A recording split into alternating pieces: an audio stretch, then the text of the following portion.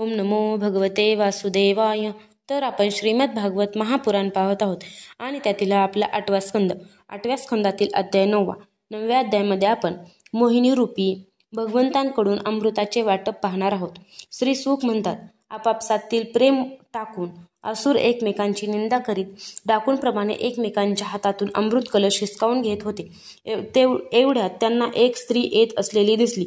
ते विचार करू लागले, किती अनुपम सौंदर्य हे, किती हे तेज, काय हे तिचे नवतारुण्य. असे मनात म्हणत ते तिच्याकडे पळत गेले. काममोहित होऊन त्यांनी तिला विचारले, हे कमलनयने, तू कोण आहेस? कोठून आली? काय करू इच्छितेस? हे सुंदरी, तू कोणाची कन्या आहेस? तुला पाहून आमच्या मनात खळबळ उडाली आहे. आम्ही तर असे समजतो की आतापर्यंत देव, दैत्य, सिद्ध, गंधर्व, चारण आणि लोकपालांनी सुद्धा तुला स्पर्श केला नसेल, तर मग माणूस तुला कोठून स्पर्श करील?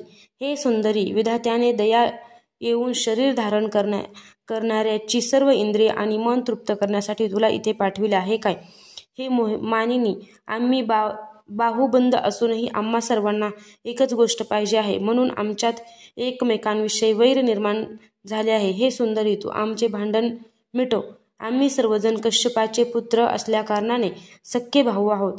अमृतासाठी आम्ही सर्वांनीच प्रयत्न केले आहेत, म्हणून तू निपक्षपातीपणे हे आम्हाला असे वाटून दे की ज्यामुळे आमच्यात भांडण होणार नाही.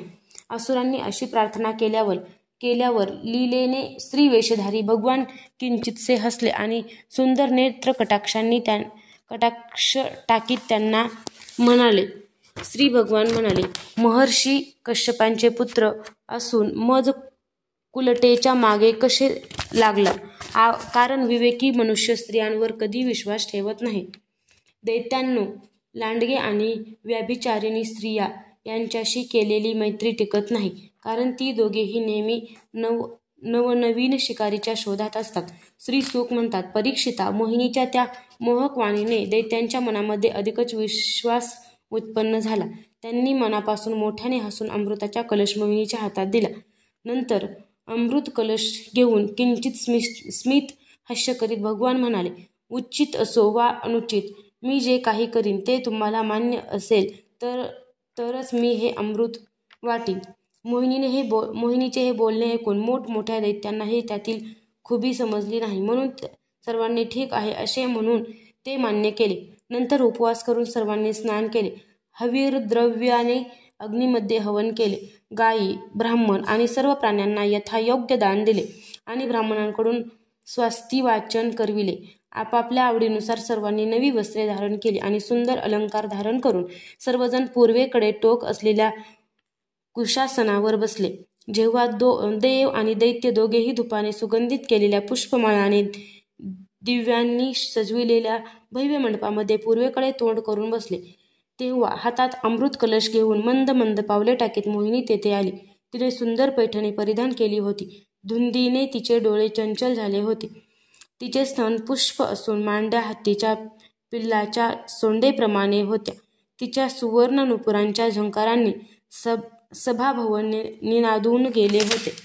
सुंदर कानांमध्ये सोन्याचे कुंडले तळपत होती. तिचे नाक, गाल तसेच मुख अतिशय सुंदर होते. तिच्या स्तनांवरून साडीचा पदर थोडासा सरकत होता, जणू ती लक्ष्मीदेवीची ज्येष्ठ सखी वाटत होती. तिने आपल्या हास्ययुक्त नेत्र कटाक्षांनी देव आणि दैत्य यांच्याकडे पाहिले, तेव्हा ते सारे मंत्रमुग्ध झाले. जन्मतच क्रूर असणाऱ्या असुरांना अमृत पाजणे म्हणजे सापांना दूध पाजण्यासारखे अन्यायकारक होणार आहे, म्हणून भगवंतांनी असुरांना अमृत दिले नाही. भगवंतांनी देव आणि असुर यांच्या 2 वेगवेगळ्या पंक्ती करून आपापल्या पंक्तीत त्यांना बसविले. यानंतर अमृत कलश हातात घेऊन भगवंत दैत्याच्या जवळ गेले आणि त्यांनी हावभाव आणि कटाक्षांनी त्यांना मोहित करून लांब बसलेल्या देवांना जरामरण हरण करणारे अमृत पाजले. परीक्षिता, आपण केलेला शब्द असुर पाळत होते. त्यांचे तिच्यावर प्रेमही होते. शिवाय स्त्रीशी भांडणे त्यांना कमीपणाचे वाटत होते, म्हणून ते गप्प बसून राहिले. मोहिनीवर त्यांचे अत्यंत प्रेम जडले होते. आपला प्रेम संबंध तुटू नये म्हणून ते भिवून होते. मोहिनीने सुद्धा अगोदर त्यांचा मोठा सन्मान केला होता, त्यामुळे ते मोहिनीला काही वेडेवाकडे बोलले नाहीत. त्याच वेळी राहू दैत्य देवांचा वेश घेऊन देवांमध्ये येऊन बसला आणि देवांबरोबर तोही अमृत प्याला. परंतु त्या क्षणी चंद्र आणि सूर्य यांनी त्याचे बिंब फोडले. अमृत पितानाच भगवंतांनी आपल्या तीक्ष्ण धारेच्या चक्राने त्याचे मस्तक उडविले. अमृताचा संसर्ग न झाल्यामुळे त्याचे धड खाली पडले, परंतु मस्तक अमर झाले आणि ब्रह्मदेवांनी त्याला ग्रह बनविले. तोच राहू पौर्णिमा आणि अमावास्येला वैरभावाने बदला घेण्यासाठी चंद्र आणि सूर्यावर आक्रमण करतो. जेव्हा बहुतेक देव अमृत प्याले, तेव्हा सर्व लोकांचे कल्याण करणाऱ्या भगवंतांनी मोठमोठ्या दैत्यांच्या समोरच आपले खरे रूप धारण केले.